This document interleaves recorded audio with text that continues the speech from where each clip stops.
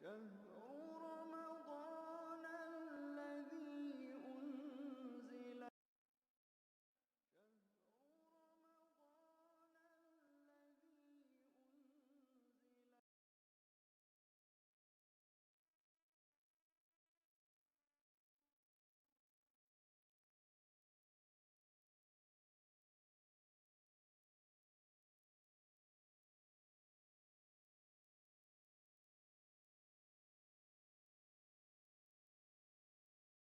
محمدا عبده ورسوله صلى الله عليه وسلم.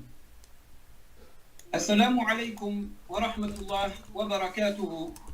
Chers frères, chères sœurs, je suis heureux d'être avec vous ce soir en votre compagnie afin de parler d'un sujet qui est très important, dont chacun d'entre nous doit y prendre importance et concerné par rapport à ce sujet-là.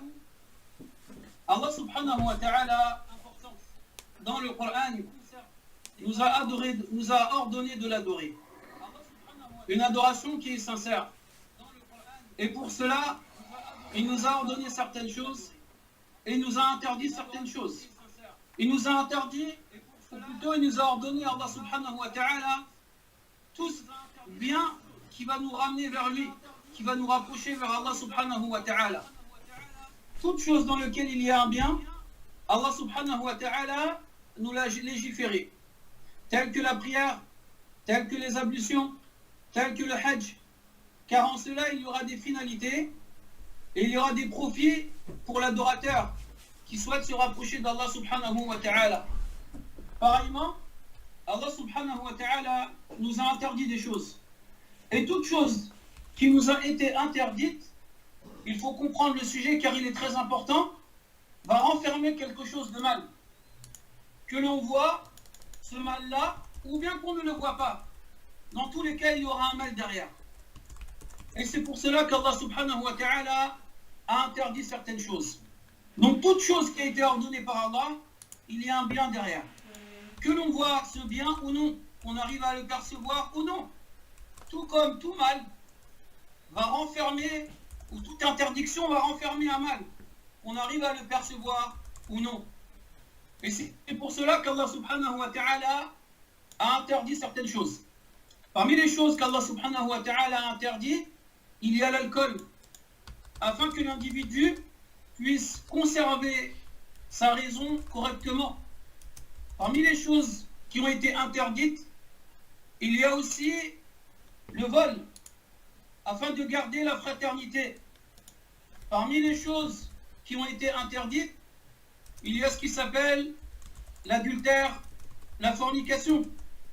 Et cela, afin que le serviteur d'Allah subhanahu wa ta'ala préserve son honneur. Parmi les choses qui ont été interdites, il y a, comme on a dit précédemment, le vol. Et ceci est lié à l'argent de la personne, à son honneur. Mais Allah subhanahu wa ta'ala nous a aussi interdit d'autres choses, telles que l'association, telles que les péchés, car ils vont avoir un impact envers la foi. Et tout ceci afin de préserver la religion de l'individu. On a donc 5 points qui sont fondamentaux, qui s'appellent en arabe maqasid al-shari'a, qui sont la finalité de la religion, de la législation d'Allah subhanahu wa ta'ala. Celui qui arrive à préserver son argent, son honneur, sa personne, sa raison, Allah subhanahu wa ta'ala va le récompenser d'une grande récompense s'il est sincère. Maintenant, ces 4 choses ne sont venues que pour une seule chose, qui est le fait que l'individu préserve la religion d'Allah subhanahu wa ta'ala. Si Allah subhanahu wa ta'ala nous a ordonné de préserver notre argent, de préserver notre santé, de préserver notre raison, ce n'est que pour préserver l'ultime finalité qui est la religion d'Allah subhanahu wa ta'ala, qui est l'ordre le plus important dans le Coran et qui est le but pour lequel Allah subhanahu wa ta'ala nous a créés. Car il dit Ya ayyuhan nasu ittaqu rabbakum, Ya ayyuhan nasu u'budu rabbakum, ô vous les gens, adorez votre Seigneur. Wa ma khalaqtul jinn wal ins illa liya'budun. Et certes, j'ai créé les génies et les hommes que pour qu'ils m'adorent. Mais pour préserver cette ultime finalité qui est la religion, Allah subhanahu wa ta'ala nous a ordonné de préserver une chose importante. Al-Shatibi rahimahullah ta'ala a cité cela dans son livre qui s'appelle Al-Muwafaqat. Mais c'est aussi ce que les savants ont expliqué, tels que Al-Qarrafi rahimahullah, Al-Hafid ibn Rajab rahimahullah ta'ala jami'an. L'honneur du musulman est sacré auprès d'Allah subhanahu wa ta'ala. Le prophète sallallahu alayhi wa sallam a dit: Ala inna amwalakum wa ala inna dima'akum wa amwalakum wa a'radakum haramun alaykum ka hurmati yawmikum hada fi baladikum hada fi shahrikum hada. Certes, votre sang, votre argent et votre honneur est sacré auprès d'Allah subhanahu wa ta'ala. Allah Azza wa Jalla a rendu sacré l'honneur du musulman, son sang et son argent, ainsi que les autres finalités, que pour préserver ta religion. Tellement Allah subhanahu wa ta'ala t'aime. On va tirer certains exemples du Coran, car nous sommes dans le mois du Coran, le mois du Ramadan, et c'est le sujet d'aujourd'hui. Allah subhanahu wa ta'ala, dans le Coran, a défendu sa personne. À titre d'exemple, car normalement on doit prendre des cours et des cours pour expliquer ce sujet. À titre d'exemple, Allah subhanahu wa ta'ala dit: قد سمع الله قول الذين قالوا إن الله فقير ونحن أغنياء سنكتب ما قالوا. Et certes, Allah subhanahu wa ta'ala a entendu ceux qui ont dit qu'Allah était pauvre et eux étaient riches. On va écrire ce qu'ils ont dit. C'est-à-dire qu'Allah Azza wa Jal a défendu sa propre personne. Et le musulman doit réfléchir et méditer aux actes d'Allah subhanahu wa ta'ala, à un point où il doit s'imprégner de cela, dans le sens où si Allah Azza wa Jal a défendu sa personne, il est obligatoire pour chacun d'entre nous de défendre son honneur. Et ceci par rapport à ce verset, mais aussi par rapport au hadith qu'on a cité précédemment, où le prophète sallallahu alayhi wa sallam a dit: et certes, votre sang, votre argent et votre honneur est sacré auprès d'Allah subhanahu wa ta'ala. Et c'est ce qu'Allah Azza wa Jal a fait lui-même envers sa personne, mais c'est aussi ce qu'il a fait envers certains des prophètes. On ne peut pas s'étaler sur le sujet, on va essayer d'expliquer le sujet avec des exemples concrets, mais qui seront minimes. À titre d'exemple, Allah subhanahu wa ta'ala, à la fin de Surat Al-Ahzab, les coalisés, à la dernière page, pour ceux qui veulent suivre avec. Écoutez bien ce qu'Allah Azza wa Jalla a dit. Ya ayyuhalladhina amanu la takunu kalladhina adaw Musa fabarra'ahu Allahu mimma qalu wa kana 'inda Allahi wajiha. Ô vous qui avez cru, ô vous qui êtes croyants, écoutez bien. Soit un ordre va vous être ordonné, ou soit une interdiction va vous être interdite. Ne soyez pas comme ceux qui ont nui Moussa alayhi salam. Comment cela? Moussa alayhi salam était un prophète et messager d'Allah subhanahu wa ta'ala, qui fait partie de ceux qui sont les plus aimés d'Allah azza wa jal. Al-Bukhari, rahimahullah ta'ala, d'après Abu Huraira, nous a rapporté un hadith où le prophète sallallahu alayhi wa sallam a dit: Inna Moussa alayhi salam kana nabiyyan, kana rajulan hayyiyan. Moussa alayhi salam était un homme qui avait de la pudeur. Il était pudique, alayhi salam. Alors les gens ont commencé à parler sur lui, ont critiqué Moussa alayhi salam, un prophète messager. Tu critiques un prophète messager qui est Moussa alayhi salam. Les gens ont dit que peut-être qu'il a la lèpre, peut-être qu'il a une maladie de peau, et ils l'ont critiqué. Allah subhanahu wa ta'ala a voulu par cela défendre l'honneur de Moussa alayhi salam. Un jour, il se mit dans un sorte de lac, dans de l'eau, dans lequel il s'est lavé. فَنَزَعَ ثَوْبَهُ. Il a enlevé ses habits. وَوَضَعَ ثَوْبَهُ عَلَى حَجَرٍ. Il a posé ses habits sur un rocher. Il est parti se laver et il était nu. Alayhi salam. Et l'obligation concernant ce prophète, petite parenthèse, c'est qu'on doit l'aimer. alayhi salam était en train de se laver. Lorsqu'il finit, il est reparti vers le rocher afin de récupérer ses habits. C'est qui fait? C'est Allah subhanahu wa ta'ala. فقد أمر الله عز وجل الحجر أن ينصرف. Allah subhanahu wa ta'ala a ordonné à ce rocher de partir. Mais quand il est parti avec quoi? Avec les habits de Moussa alayhi salam. Il courut derrière ce rocher Moussa alayhi salam à un point où le peuple qui le critiquait le virent au loin et se dirent mais en vrai Moussa alayhi salam n'est pas malade. Donc Allah subhanahu wa ta'ala a défendu son prophète alayhi salam et son honneur. On voit dans ce texte qu'il est obligatoire de défendre son honneur et de défendre l'honneur des croyants. La takunu kalladina adaw Moussa. Ne soyez pas comme ceux qui ont voulu faire du mal à Moussa alayhi salam, car Allah subhanahu wa ta'ala a préservé son honneur. Fabara'ahu Allahu mimma qalu. Allah azza wa jal a défendu son prophète par rapport à ce qui a été dit le concernant, comme quoi il était malade ou autre, ou il avait la lèpre, et il avait une place énorme auprès d'Allah azza wa jal, car Allah azza wa jal dit juste après wa kana 'inda Allahi wajiha. Dans le sens des versets, il avait une place auprès d'Allah subhanahu wa ta'ala. Regardez comment Allah azza wa jal a préservé et a défendu l'honneur de ce prophète. Deuxième exemple, ou troisième exemple, la meilleure des créatures, celle qui est le plus aimée d'Allah subhanahu wa ta'ala. وَلَقَدْ كُذِّبَتْ رُسُلٌ مِّن قَبْلِكَ. Et certes, les messagers qui étaient avant toi ont été démentis. وَأُوذُوا.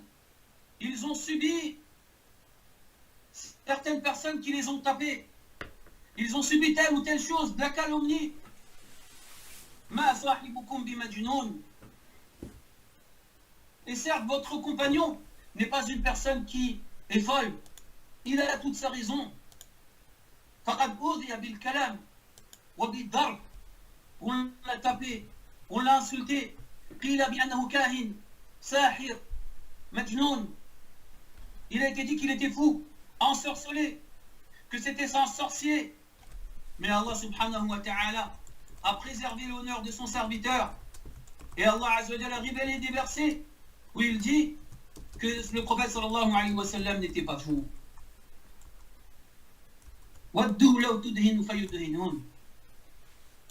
Et certes, tu verras dans ce bas monde, comme ils vont voir, ils vont voir, ou plutôt tu vas voir, tout comme ils vont voir le jour dernier, qui était réellement fou. Est-ce que c'est toi, ô Mohammed, sallallahu alayhi wa sallam, ou bien est-ce que c'était les gens, les autres?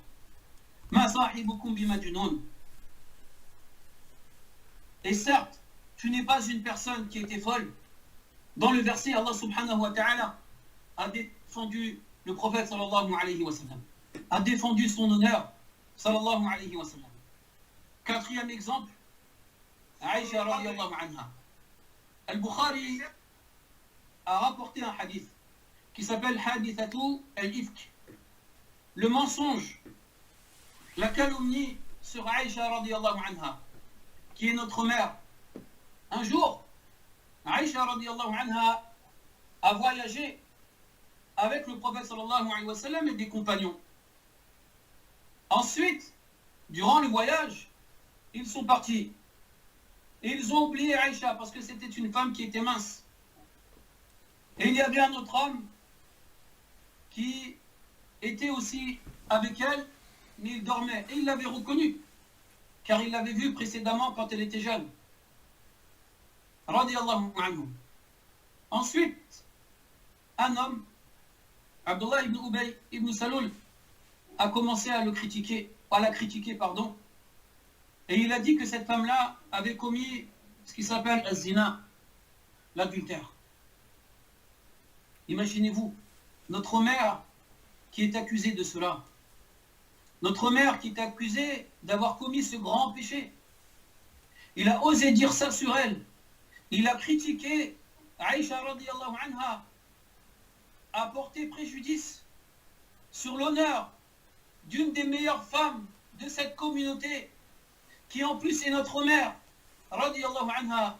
celle qui a rapporté le plus de hadiths parmi les femmes, celle dont les compagnons allaient voir après la mort du prophète sallallahu alayhi wa sallam, afin de lui poser des questions religieusement. Il a osé. Ce qui a été dit la concernant s'est répandu à un point où elle est tombée malade.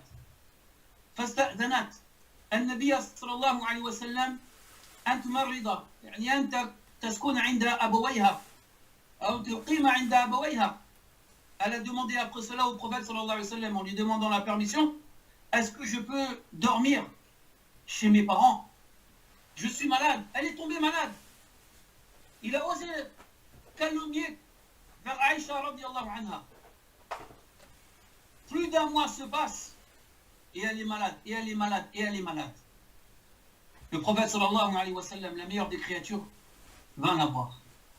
Il lui dit, oh Aïcha, si tu as fait cela, demande pardon à Allah subhanahu wa ta'ala et réponds-toi vers lui. Il te pardonnera. Mais si tu n'as pas fait cela, sache qu'Allah subhanahu wa ta'ala va t'innocenter. Elle a patienté, radiallahu anha, plus d'un mois.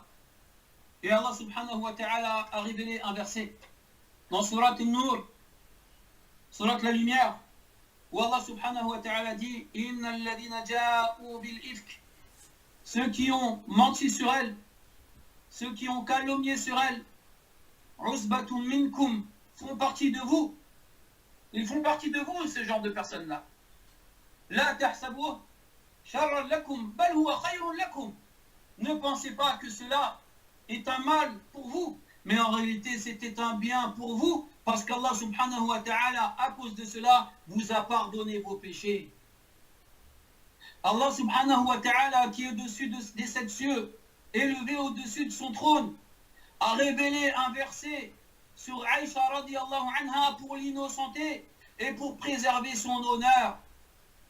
Walladhi tawalla, et ceux qui ont débuté cette calomnie, kibrahu minhum lahu adabun alim, ceux qui ont fait cela auront un grand péché auprès d'Allah subhanahu wa ta'ala. Regardez comment Allah subhanahu wa ta'ala a préservé l'honneur et a défendu l'honneur de Aïcha radiallahu anha. Et c'est ce qu'on doit faire de nos jours. Défendre l'honneur de nos frères. Défendre notre honneur. Le prophète sallallahu alayhi wa sallam a dit, et le hadith est authentique. Écoutez bien le hadith. Man radda an irdi akhihi fi dunya, radda Allahu an irdihi yawm al-qiyamah. Allahu akbar. Celui qui défend l'honneur de son frère dans ce bas monde, Allah subhanahu wa ta'ala va défendre son honneur dans l'au-delà. Man satara musliman fi dunya, satarahu Allahu yawm al-qiyamah. Celui qui couvre le défaut d'un musulman dans ce bas monde, Allah subhanahu wa ta'ala va cacher ses défauts dans l'au-delà. Sachez, chers frères et chères sœurs, que parmi les plus grandes adorations est la fraternité. Et c'est pour cela qu'Allah subhanahu wa ta'ala nous a ordonné de ne pas parler sur les gens. Al-riba, le fait de parler sur les gens, même si c'est vrai, alors qu'ils n'aiment pas, c'est le fait de dire sur tes frères des choses qui sont vraies, mais ils n'aiment pas cela. Et tout cela va engendrer quoi? La division dans la communauté. Et ceci va engendrer le fait que les musulmans seront affaiblis, et ceci va engendrer le fait que la religion de l'individu va s'affaiblir. Donc, on n'aura pas préservé la plus grande de toutes les finalités, qui est la religion d'Allah subhanahu wa ta'ala, et sa religion à soi-même. L'obligation du musulman, c'est de défendre son honneur, de préserver son honneur pour Allah subhanahu wa ta'ala. Et ici, il fait cela du fait que l'honneur est sacré auprès d'Allah et que c'est un ordre de la part d'Allah subhanahu wa ta'ala. Ceci va engendrer l'agrément et la miséricorde et le pardon d'Allah subhanahu wa ta'ala. Qu'est-ce que vous voulez de plus? Alors que celui qui recherche les défauts des gens, celui qui cherche à divulguer les défauts des musulmans, Allah subhanahu wa ta'ala va divulguer dans ce bas monde ses défauts, ainsi que dans l'au-delà. C'est pour cela que les ulama ont dit qu'il est interdit de regarder les défauts des gens si on ne souhaite pas les conseiller. Il est important que nos frères on les mette au-dessus de notre tête et qu'on les conseille de la meilleure des manières. Et celui qui arrive à faire cela, à défendre l'honneur de son frère, obtiendra l'agrément d'Allah et Allah subhanahu wa ta'ala va défendre son honneur dans l'au-delà. Parce qu'Allah subhanahu wa ta'ala est capable de toutes choses. Et c'est pour cela qu'Allah subhanahu wa ta'ala nous a ordonné dans ce bas monde de cacher nos péchés. Et les ulama ont dit que le fait de montrer son péché est plus grave que le péché en lui-même. Parce qu'Allah subhanahu wa ta'ala t'a ordonné deux choses. Il t'a ordonné de te repentir. Mais c'est aussi, il t'a ordonné, par rapport à cela, de cacher le péché. Et c'est pour cela que, Yawm al-Qiyamah, le jour dernier, il va être dit à certaines personnes, est-ce que tu as fait tel ou tel péché? À un point, il va avouer, j'ai fait ça, ça, ça, ça. Et on va lui dire, sache que comme tu les as cachés dans ce bas monde, on va les cacher dans l'au-delà. Tout comme tu as caché dans le bas monde tes péchés, on va cacher tes défauts dans l'au-delà. L'honneur du musulman est sacré. Certes, votre argent, votre sang et votre honneur est sacré auprès d'Allah subhanahu wa ta'ala. Et il faut tout faire intelligemment, bien sûr, afin de la défendre. Et c'est une obligation religieuse. Le but de défendre son honneur, c'est de défendre sa religion auprès d'Allah subhanahu wa ta'ala. Et n'oubliez pas une chose, c'est que celui qui défend l'honneur de son frère, Allah subhanahu wa ta'ala va défendre son honneur dans l'au-delà. Et Allah subhanahu wa ta'ala va préserver cette personne-là. Et Allah subhanahu wa ta'ala va le récompenser d'une grande récompense. Le sujet d'aujourd'hui était l'honneur. Donc pour récapituler un petit peu, sachez qu'Allah subhanahu wa ta'ala lui-même a défendu sa personne dans le Coran. A défendu certains prophètes parmi eux. Il a défendu Moussa alayhi salam. Il a défendu Muhammad sallallahu alayhi wa sallam lorsqu'ils ont dit qu'il était fou, qu'il n'avait pas de raison, que c'était un menteur. Allah azza wa jalla a révélé des versets afin de défendre l'honneur du prophète sallallahu alayhi wa sallam. Il a défendu l'honneur d'une femme, Aïcha radiyallahu anha. Donc tout cela doit être لقد كان في قصصهم عبرة لقد كان في قصصهم عبرة. Vous avez en ces histoires des leçons que l'on doit mettre en pratique. Toutes ces histoires doivent nous servir afin que dans notre vie quotidienne, on revienne vers Allah subhanahu wa ta'ala. Premièrement, en s'écartant des péchés. Deuxièmement, si on commet un péché, car chacun d'entre nous peut le faire, il doit le cacher. Troisièmement, il doit aider ses frères. Quatrièmement, il doit cacher leurs défauts. Et tout ceci pour préserver la fraternité qui nous a été ordonnée dans le Coran, où Allah subhanahu wa ta'ala a dit وَالْمُؤْمِنُونَ وَالْمُؤْمِنَاتُ بَعْضُهُمْ أَوْلِيَاءُ بَعْضٍ. Les croyants et les croyantes sont alliés entre eux, c'est-à-dire qu'ils s'aiment, c'est-à-dire qu'ils se font des invocations mutuellement, c'est-à-dire qu'ils s'entraident mutuellement, et parmi ceux-là, il y a le fait de conseiller ton frère, lui ordonner le bien, lui interdire le mal, mais aussi cacher ses défauts. Mais aussi le conseiller à revenir vers Allah subhanahu wa ta'ala. Il faut arrêter de regarder les gens avec un regard méchant, mais regardons les gens avec un regard de miséricorde. L'imam Malik rahimahullah ta'ala disait, je connaissais des gens qui n'avaient pas de défauts. Dès lors qu'ils ont commencé à critiquer les autres, les défauts sont apparus sur leur personne. Arrêtons de vouloir dire que l'autre il est comme ça, ou l'autre il est comme ça. Non, il faut absolument qu'on soit dans un juste milieu, qui est le suivant. Ni on critique les gens pour rien, ni on va rien leur dire dans le sens où on se doit de les conseiller. Nous avons une religion de miséricorde, une religion de la part du Seigneur des mondes, du tout miséricordieux, le très miséricordieux, qui nous appelle à cette fraternité. Et le fait de parler sur les gens, parler sur lui en disant des choses qu'il détesterait, même s'ils sont vrais, ne va que créer la division entre nous. Or, la division va engendrer une chose que le prophète sallallahu alayhi wa sallam a dit, et la division est un châtiment, et ceci va affaiblir les musulmans, et ceci va affaiblir leur religion. Or, la chose la plus importante qu'Allah subhanahu wa ta'ala t'a donnée, c'est cette religion. Je vais terminer avec un exemple. Pensez-vous que si vous aviez des trésors cachés, des trésors chez vous.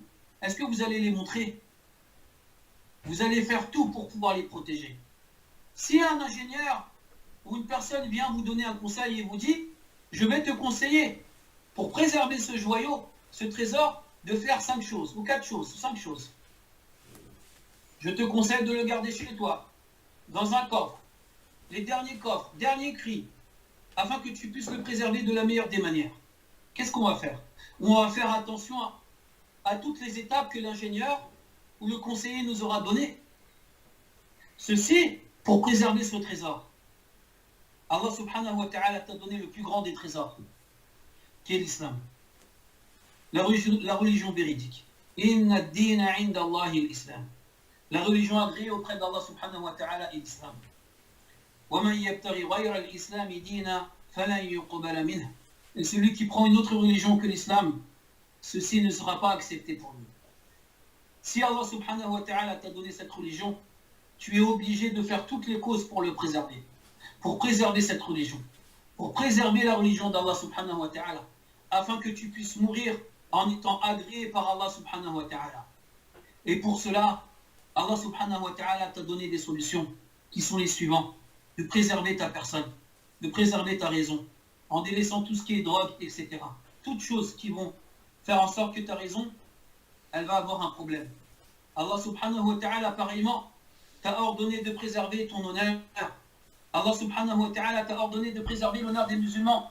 Allah subhanahu wa ta'ala t'a ordonné de préserver cette fraternité, cette unité, dans un seul but, c'est de préserver ta religion.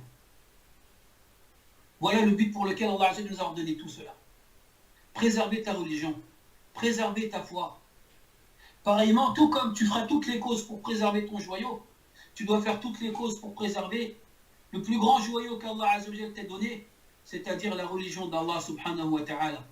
On demande à Allah subhanahu wa ta'ala de nous raffermir dans notre religion et de nous permettre de mourir dans cette religion avec une foi élevée et d'atteindre le degré des alliés d'Allah subhanahu wa ta'ala qui sont proches d'Allah subhanahu wa ta'ala et qui ont réussi à préserver la religion d'Allah en préservant leur honneur, en préservant leur religion, en préservant leur santé, en préservant leur argent, en préservant leur raison. Tout comme on demande à Allah subhanahu wa ta'ala, Ya Allah, on te demande de pouvoir jouir de ta vue le jour dernier ainsi qu'au paradis. Ou comme on demande à Allah subhanahu wa ta'ala de nous permettre d'être unis tous ensemble sous le Coran ainsi que sous la sunna du prophète sallallahu alayhi wa sallam. Tout comme on demande à Allah subhanahu wa ta'ala de nous permettre d'être de bons musulmans, d'être des personnes qui sont des exemples pour les autres, d'être des guidés pour les autres, des gens qui vont ramener les gens vers Allah subhanahu wa ta'ala. Et sachez qu'un des compagnons, Abu Darda, radiyallahu anhu, a dit, pour terminer, faites aimer les gens auprès d'Allah, faites que les gens aiment Allah en les appelant vers Allah, et Allah Tout-Puissant vous aimera. Soyez des causes que les gens reviennent vers Allah. Arrêtons, moi le premier, de critiquer les gens, car l'honneur est sacré auprès d'Allah subhanahu wa ta'ala. Arrêtons de parler sur les gens. Créons cette unité. Créons l'unité musulmane qui fasse qu'elle sera très forte. Et ceci va engendrer, après avoir préservé toutes ces choses, et en premier lieu l'islam, la religion, après cela l'honneur, le sang, l'argent et tout ce qu'on a dit précédemment, va engendrer la satisfaction d'Allah subhanahu wa ta'ala et que les musulmans seront forts dans ce bas monde. On demande à Allah subhanahu wa ta'ala de secourir tous nos frères dans le monde entier. Allahumma ansur ikhwanana al-mustad'afina fi kulli makan. Oh Allah, préserve-nous ainsi que tous nos frères dans le monde entier, tout comme on demande à Allah subhanahu wa ta'ala de nous faire miséricorde. Et on demande à Allah subhanahu wa ta'ala de guider toute personne. Walhamdulillahi rabbil alamin. Je m'excuse d'avoir été un petit peu long, mais sachez qu'il fallait que je sois un petit peu long afin de vous expliquer, bien que je ne dis pas que je suis mieux que vous, ce qu'Allah subhanahu wa ta'ala veut de nous. Allah subhanahu wa ta'ala veut qu'on préserve notre religion, et pour cela il y a des étapes. Parmi celles-ci, il y a le fait de préserver son honneur. Wallahu a'lam, wa sallallahu ala nabiyyina Muhammad, wa ala alihi wa sahbihi ajma'in. Wa salamullahi alaykum wa rahmatuhu wa barakatuhu. Chers frères, chères sœurs, je vous donne rendez-vous à un prochain rendez-vous, Inch'Allah ta'ala, en vous disant je vous aime pour Allah subhanahu wa ta'ala, et en terminant avec un hadith qui est magnifique, qui a été rapporté par l'imam Tirmidhi dans son sunan, Rahimun yarhamuhum ar-Rahman, ceux qui sont miséricordieux, le tout miséricordieux leur fera miséricorde. Man la yarham la yurham, celui qui ne fait pas miséricorde, on ne lui fera pas miséricorde. Chers frères, chères sœurs, ayez un regard envers les autres de miséricorde, et arrêtons de regarder les gens de haut, car celui qui regarde les gens de haut sera rabaissé devant Allah subhanahu wa ta'ala, alors que celui qui se rabaisse pour Allah, Allah subhanahu wa ta'ala va lui donner plus de puissance, et il va l'agréer auprès de lui, et va l'élever auprès de lui. Walhamdulillahi rabbil alamin. Bon appétit à chacun d'entre vous. Walhamdulillah. Barakallahu fik Amir. Amir, est-ce que tu peux rester encore quelques petites secondes? Je vous remercie tous pour avoir suivi ce cours, Inch'Allah ta'ala. Pour ceux qui découvrent un petit peu le professeur Amir, je vous ai mis en description dans la vidéo où nous vous avons mis sa chaîne YouTube. Vous tapez sur YouTube pr.amir, vous le trouverez, Inch'Allah. Et ceux qui ont Instagram également, vous pouvez le suivre en tapant professeur.amir. Alhamdoulilah, c'est un imam et un prédicateur. Normalement, dans la série des 30, il va redonner un cours dans la deuxième quinzaine, Inch'Allah ta'ala. Donc, merci beaucoup, professeur Amir, pour cet excellent dars. N'hésitez pas vraiment à vous abonner à sa chaîne YouTube et à son compte Instagram, Inch'Allah ta'ala, pour suivre plus de cours comme tel. Qu'Allah vous récompense. Et comme vous l'avez dit, je vous laisserai conclure, Inch'Allah ta'ala, peut-être par une dua ou quoi que ce soit. Et salam alaikum wa rahmatullah. Alaykoum salam wa rahmatullahi wa barakatuhu. On vous remercie tous, et toi, Allah subhanahu wa ta'ala, avant toute chose. Ensuite, on te remercie des efforts que tu fais. N'oublions pas qu'on a aussi une chaîne Twitter, un compte Twitter dans lequel on donne des cours tous les soirs à 19h30. PR Amir, A-M-I-R, grand P, petit R, grand A, M-I-R en minuscule, point 12. Et tous les soirs, vous avez des frères très compétents, diplômés de certaines universités islamiques, qui donnent des cours et des conférences à 19h30. On demande à Allah subhanahu wa ta'ala d'agréer nos œuvres et de nous permettre de mourir dans le meilleur des états. Et on remercie nos frères des efforts qu'ils le font. Walhamdulillahi rabbil alamin. Wa sallallahu ala nabiyyina Muhammad wa ala alihi wa sahbihi ajma'in.